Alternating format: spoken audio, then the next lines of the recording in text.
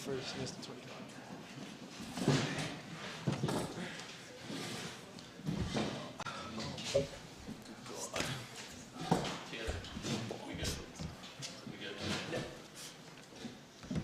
Okay, everybody, we got Tristan Silva, KJ Simpson. We'll go ahead and open up for questions.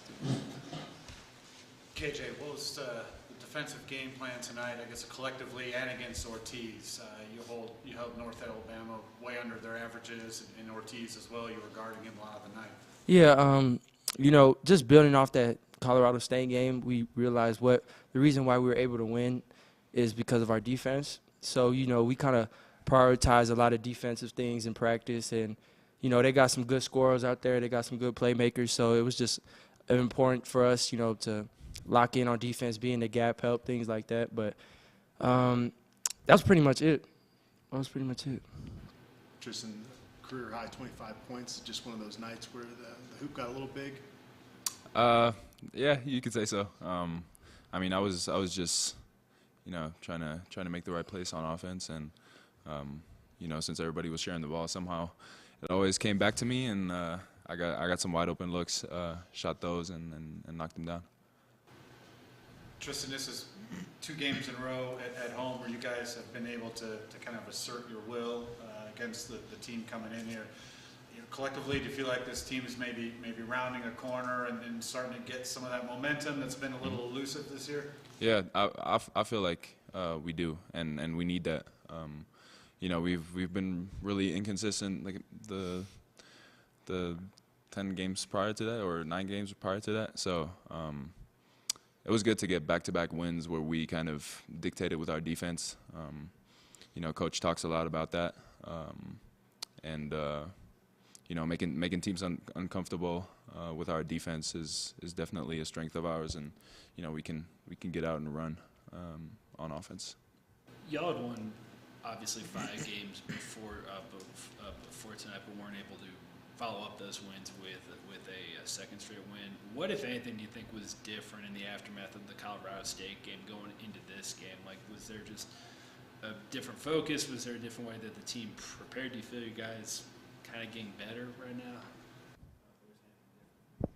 now? I feel like our preparation has always been the same. It was just going out there and actually doing it, Instead of talking about it all the time, going out there, actually doing it. I feel like one of the distinctions within the games has been, us coming out in the second half and, getting key stops, dictating a lot of things. But I feel like our mindset and our intensity has always been there. It was just a matter of going out in there and showing it and proving it.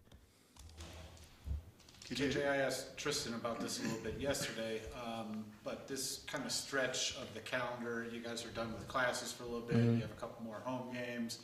Is this an important stretch, for you guys to maybe keep building momentum and improve on some of the things that maybe you fell short on earlier this season? Yeah, for sure. I mean, Coach Boyle talks about it. There's 2 different type of teams, around this time. There's teams that could get a little lackadaisical because, just got done with finals, or there's teams, who are excited. Now it's just all about basketball.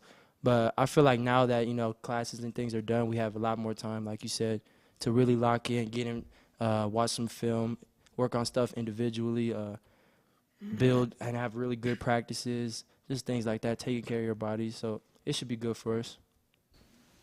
North Alabama is a team that statistically has struggled defensively this season.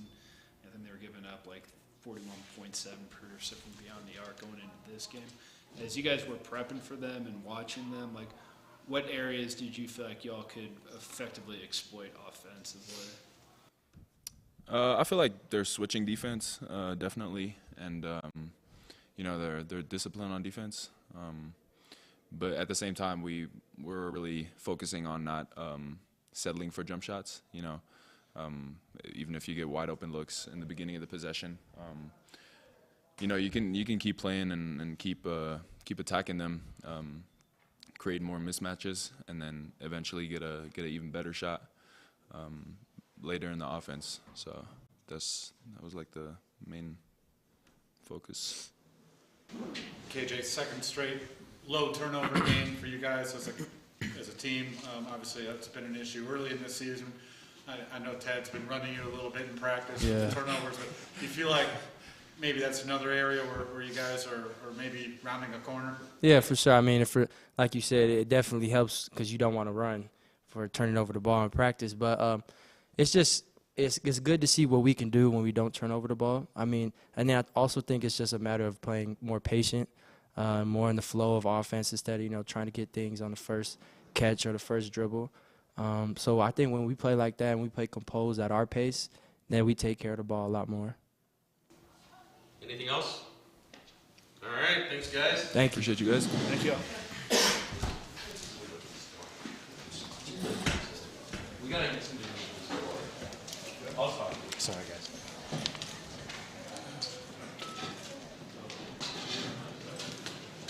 Thanks, guys. Hey, great job.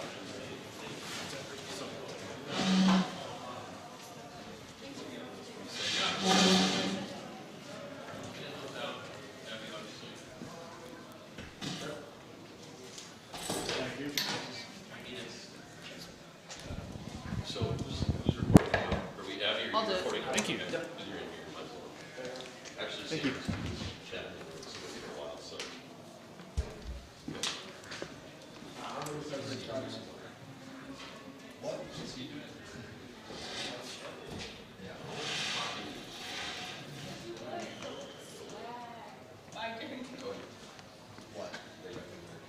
You have the stat sheet up there for coach.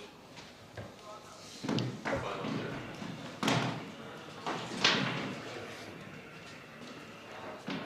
Make sure it's a final.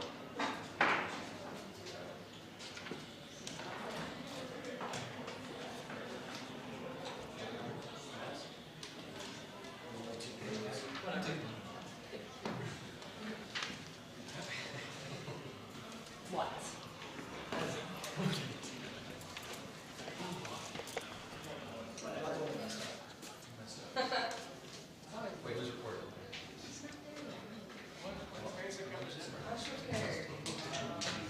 Wait, is Tanner doing flags?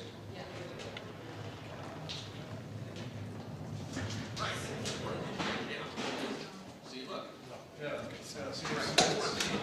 Really see Oh, okay. So that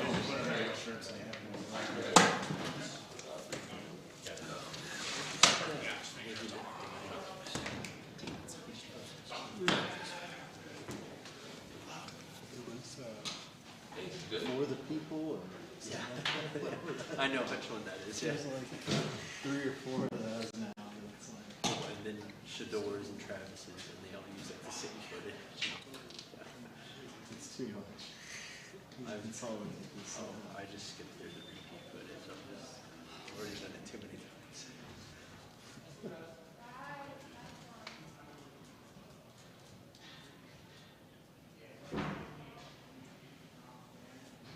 Somebody was saying, I think in the receiving response. Oh, really? Because he went in the portal and pulled out.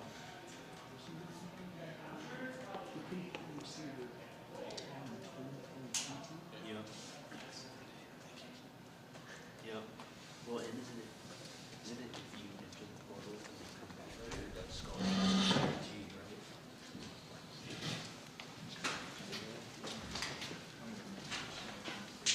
Yeah. Oh, that's right.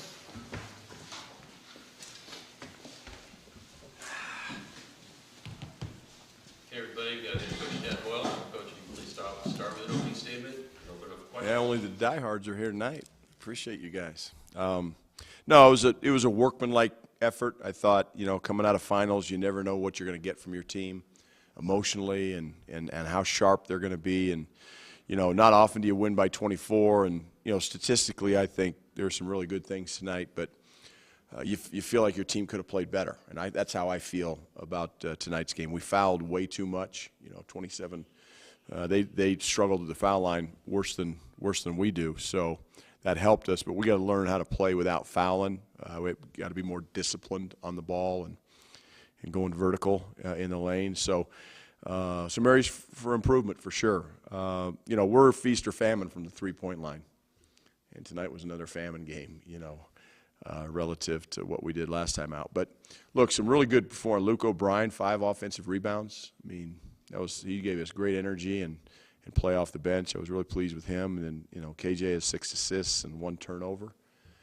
It's the kind of stuff we need from him. And then, you know, Tristan obviously played well offensively for us. It's good to get him 18 shots because he's a pretty efficient player. So overall, let's take it. Let's move on. But we got to be better than we were tonight in a lot of different areas. We know that. Our players know that. I know that. And we better be for Sunday because Northern Colorado's coming in here, you know, with a chip on their shoulder, I'm sure. Tad, was this the defensive effort you wanted to see? I know you talked this week about their offense. You know, it was a season-low shooting percentage for them. Yeah, I think in a lot of ways it was. But, Pat, I felt like we could have held them to 50. You know, we were our double teams in the post were atrocious. I mean, the kid Forrest just split us like nothing. You know, we came to double from the high side one time. We give a wide open 3 to a shooter in the corner, and we foul so much that we got let off the hook for fouling because they didn't make foul shots. So sometimes you look at that, and yeah, we held them to 39%. That's good, but we made a lot of breakdowns that we can't have when we play in the Pac-12, and so players need to understand that. But yes, that's what I mean. Statistically, it was a good night for us defensively. Held them to 60 points, season low. That was good, but it wouldn't have been 60 if they shoot free throws. So we fouled too much, and we had some breakdowns that we can't have. So I don't always judge everything by the field goal percentage.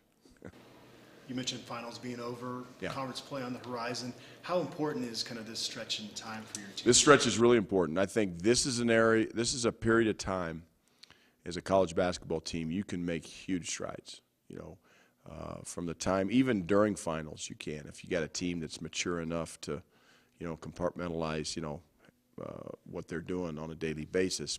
And some teams can, some teams can't. But certainly now that finals are over with, between now and you know, Christmas time, we can make a lot of strides. And we don't have a lot of practice time because our games are kind of 2 days apart, 3 days apart. We'll have 2 days of prep for UNC and then 2 days of prep for Southern Utah. So, but those 2 days of prep are really important, you know. So, but they got nothing else to do now. You know, they got 24 hours in their day. They should be sleeping 8 or 9, maybe 10 hours. But the rest they can get in the gym, get a lot of shots up. We can improve as a team, and we need to do that.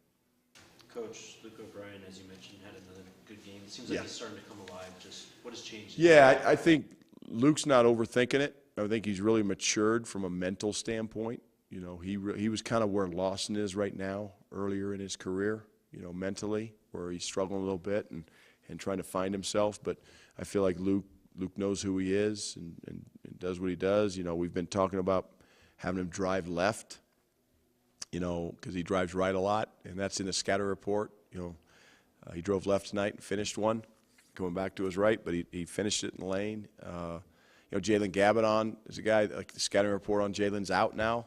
He got 11 games of film. They know he's driving it and, you know, looking to get to the rim, so they're looking to take charges. He had 2 offensive fouls tonight. So those are the little things I think our players need to understand. You know, we do scouting reports on our opponents, but other people do scouting reports on us, and when they're scouting you, they're looking for your weaknesses, and they will find them. And so we got to try to stay away from those and just play the game the way it's supposed to be played. Tristan obviously had a big night, career high in points, career high in rebounds. Yep. You know, as someone who's in his 3rd year coaching him, I mean, what did you see from him tonight that really stood out to you, that really maybe differentiated from other? Tristan didn't get sped up. You know, North Alabama tried to speed up our guards a little bit. We got sped up at times. It's hard to speed Tristan up because he plays with a great pace about him. I know that Tristan can score the ball. And like I said, 18 shots is a really, really good number to get him because he's so efficient. But I'm really proud of the rebounds because that's something we've been really challenging him with, and to be more active on the glass. So, you know, to have 9 rebounds is a good number for him. So, because Javon Hadley was, he wasn't feeling the best today. He was a little under the weather at shoot around, but he played through it. He's a tough kid, and 5 for 6 from the field for him. So I thought Javon and KJ and Tristan were kind of our 3 rocks tonight. And then, you know, this is a team that's going to be like that. You know, I think we need those 3 guys to be as solid and consistent as they can, and then hopefully supporting cast can help them out, at times. So, and Luke did tonight. Only 10 turnovers tonight. Yeah. A few of those were offensive fouls. And Yeah. Not that you don't want those either, but you're not throwing the ball around like we saw a lot early in the season. 2 games in a row now. You've been running them at practice a little bit. It's only 2 games, but you feel like you're maybe rounding a corner. I hope so. I hope so, Pat. We'll find out the next team that pressures us. North Alabama wasn't really they're trying to speed us up, but they weren't pressuring the ball and jumping at us, and so the next time we get pressured, we'll find out if we can handle pressure like we did. Like UMass pressured us and Boise pressured us, and we'll find out if we've turned that corner or not. But I hope it's a step in the right direction. There's no doubt about that. Given your history at UNC and having Coach Dalen Kuntz, have you enjoyed kind of watching his development up there? Yeah, really? yeah. Look, I think the world of Dalen, and just because he left here doesn't mean I don't follow him and cheer for him. And he's a great kid, young man now. He's talented, and we knew that when we recruited him. So he found a place where he can kind of be the man, so to speak. And so I'm happy for him. I know he's going to come in here. He's going to try to roast us and give us this business, man. He's going to try to come in and get 40. He had 27 against Colorado State. So I know how talented Dalen is. We're going to have a game plan for him and the rest of that team. So they've got some talented kids. And UNC, means a lot to me because they gave me my first start as a head coach when nobody else did. I grew up there, 2 blocks from campus. My dad was an English professor. So Greeley means a lot to me, and UNC means a lot to me. So I'm always cheering for him. Coach Smiley's doing a great job, but the pleasantries will be off for about 2.5 hours on Sunday afternoon. You had talked earlier, Ted, about working with Tristan on rebounding and getting better in that aspect of the game. As a coach, how do you go about doing that? Is it teaching fundamentals? Is it teaching effort, desire? Yeah, the longer I coach, it's really difficult to coach rebounding in terms of like technique. I mean, it's a nose for the ball, and then just a habitual of every time the shot goes up on offense, Tristan, go assume it's missed, and develop your habits of going to the glass. And he got his hands on a lot of balls tonight, and he had 2 offensive rebounds. Again, that's a good sign. But defensively, he should be a great rebounder because he's really smart. He's usually between his man and a basket. So it's a mentality, and so it's not teaching him rebounding technique as much as it is rebounding mentality. And some kids can figure that out, and some kids can't. But it's, again, another step in the right direction for Tristan in that regard tonight. Hopefully that can continue and become a habit. Anything else left for Coach? Thank you. All right.